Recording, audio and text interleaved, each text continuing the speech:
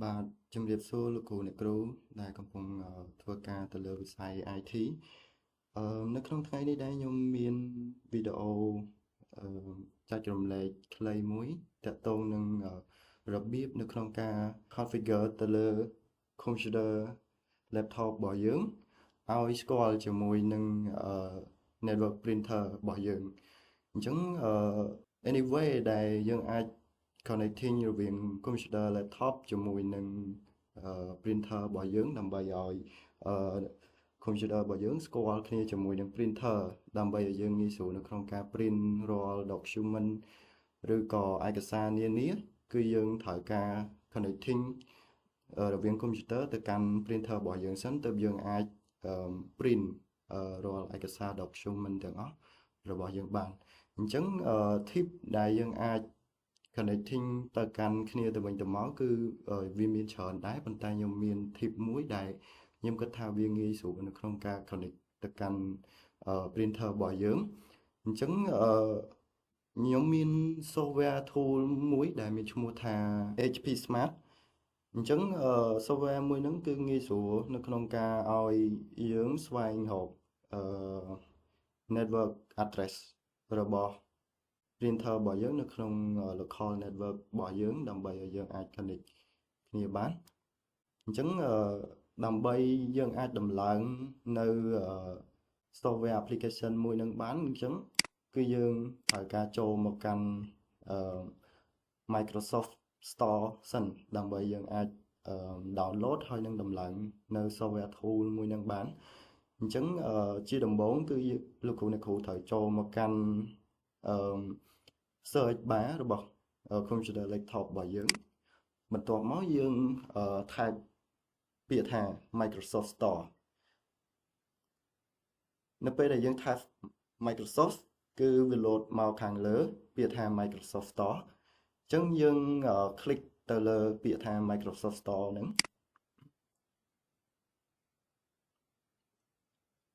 បន្ទាប់ពីយើងចូលមកកាន់ Microsoft Store យើងរកពាក្យថា search app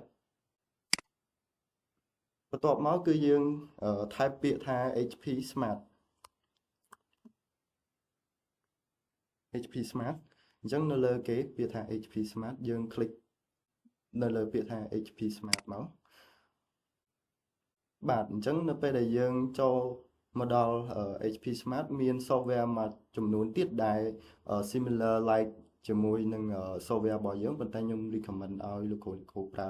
software ដែលមានឈ្មោះថា HP Smart មូលហេតុដែលខ្ញុំ recommend ឲ្យលោកគ្រូអ្នកគ្រូប្រើ software មួយហ្នឹងដោយសារ software មួយហ្នឹងគឺយើងងាយស្រួលនៅក្នុងការ connect ទៅកាន់ printer របស់យើងមែនតើអញ្ចឹងនៅពេលដែលយើងចាប់ផ្ដើម connect ទៅកាន់ printer ហ្នឹងគឺវា automatic download driver ដែលត្រូវជាមួយនឹង printer របស់យើងដោយ automatic មកយើងអត់ចាំបាច់ត្រូវដំឡើង driver មួយតង់ទៀតទេអញ្ចឹងបន្ទាប់ពីយើង download ហើយគឺយើងអាច click ពាក្យថា open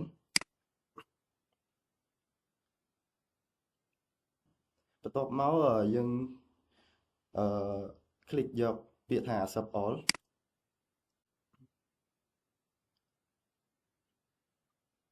អញ្ចឹងលោកគ្រូត្រូវការរងចាំ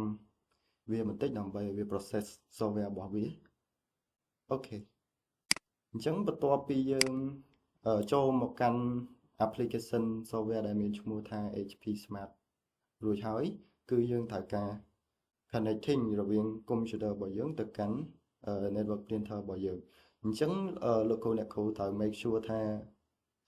printer របស់យើងហ្នឹងគឺត្រូវ connect ទៅកាន់ network របស់យើងរួចហើយដើម្បីឲ្យ software មួយហ្នឹងវានឹង detect ទៅកាន់ printer ដែលយើងបាន connect នៅក្នុង network របស់យើងរួចអញ្ចឹងយើង click លើពាក្យថា add printer បន្ទាប់មកវានឹងចាប់ផ្ដើម scan មើល printer ដែល available នៅក្នុង local network របស់យើងអូខេអញ្ចឹងបន្ទាប់ពីវា scan រយៈពេល1នាទីគឺវារកអត់ឃើញ network របស់យើងអញ្ចឹងយើងអាចមានវិធីសាស្ត្របន្តទៀតគឺយើងអាច add IP address របស់ printer របស់យើងបាន បើសិនជាយើងស្គាល់ IP address របស់ printer របស់យើង manual add IP address យកតែម្ដងបាទបន្ទាប់មកនៅកន្លែងពាក្យ search IP address ឬក៏ hostname ហ្នឹងយើងបញ្ចូលនៅ IP address របស់ printer របស់យើង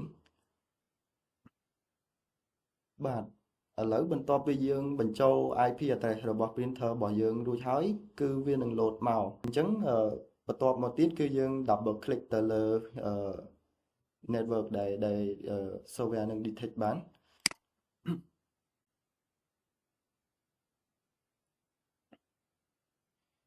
អញ្ចឹងបន្ទាប់ពីយើង click រួចហើយវានឹង automatic connect ទៅកាន់ printer មួយហ្នឹងរួចរាល់ហើយអញ្ចឹងអ្វីដែលយើងធ្វើបន្ទាប់ទៀតគឺយើងត្រូវការចូលទៅ set setting ឲ្យ printer មួយហ្នឹងដើម្បីឲ្យវាស្គាល់នៅ setting กระดาษ A4 របស់យើងដោយសារ by default គឺវាស្គាល់ជាប្រភេទ letter អញ្ចឹងដើម្បីយើងចូលទៅកាន់ទៅកែ setting មួយហ្នឹងបានគឺយើងចូលនៅកន្លែងពាក្យ search បន្ទាប់មកយើងចូលមកពាក្យថា printer and scanner អញ្ចឹងបើសិនជាលោកគ្រូអ្នកគ្រូអត់ឃើញពាក្យហ្នឹងទេលោកគ្រូអាចហៅពាក្យថា printer and scanner អញ្ចឹងនៅពេលដែលយើងចូលមកកាន់ printer and scanner គឺវានឹង automatic ស្គាល់នៅលើ printer មួយហ្នឹងឯងអញ្ចឹងយើងគ្រាន់តែចុចdrop down ចុះមកខាងក្រោមនៅខាងស្ដាំដៃនៅពេលដែលយើងចុច drop down ចូលមកយើងចូលទៅកាន់ពាក្យថា printer and property បាទអញ្ចឹងនៅពេលដែលយើងចូលមកដល់កន្លែងហ្នឹងលោកគ្រូអ្នកគ្រូអាចឃើញកន្លែងពាក្យថាpaper available គឺ by default គឺពាក្យថា letter អញ្ចឹងយើងចូលមក preference នៅខាងក្រោមបាទនៅពេលដែលយើងចូលមកដល់ step មួយហ្នឹងនៅកន្លែងពាក្យថា paper and size គឺយើងត្រូវការ select យកជាក្រដាស A4 ប៉ុន្តែដោយសារតែខ្ញុំ set up ជាក្រដាស A4 រួចហើយអញ្ចឹងគឺកន្លែងហ្នឹងគឺវាស្គាល់ពាក្យថា A4 ស្រាប់អញ្ចឹងបើសិនជាលោកគ្រូអ្នកគ្រូមានពាក្យថា letter លោកគ្រូអ្នកគ្រូត្រូវការឆេងចូលមកកាន់ពាក្យថា A4 បន្ទាប់ពីយើង select យកពាក្យ A4 គឺយើងចុចពាក្យថា OK បាទបន្ទាប់មកយើងចុច OK ម្ដងទៀតអូខេអញ្ចឹងយើង set up setting នៅលើ paper នឹងរួចហើយបាទលោកគ្រូអ្នកគ្រូនៅពេលដែលយើង connect laptop របស់យើងជាមួយនឹង printer របស់យើងរួចហើយអញ្ចឹងយើងអាចtest សាកល្បងនៅក្នុងការ print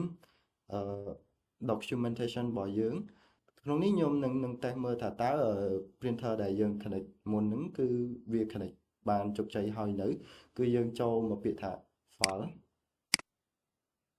បន្ទាប់មកយើងយកពាក្យថា print បាទអញ្ចឹងនៅកន្លែងពាក្យថា printer ហើយឈ្មោះ printer របស់យើងគឺវាជាប់នៅជាមួយនឹង by default របស់កម្មវិធី software របស់ Office រួចរាល់ហើយអញ្ចឹងនៅពេលដែលវា connect រួចគឺវាមានពាក្យថា ready នៅខាងក្រោមអញ្ចឹងបានន័យថាយើងអាច print រាល់ documentation ដែលយើងបានconnect ជាមួយនឹង printer គឺយើងអាច print បានដោយជោគជ័យហើយប៉ុណ្ណឹងបាទអរគុណលោកគ្រូសម្រាប់ការចូលមកទស្សនារបៀបនៅក្នុងការ connect printer ជាមួយនឹង computer laptop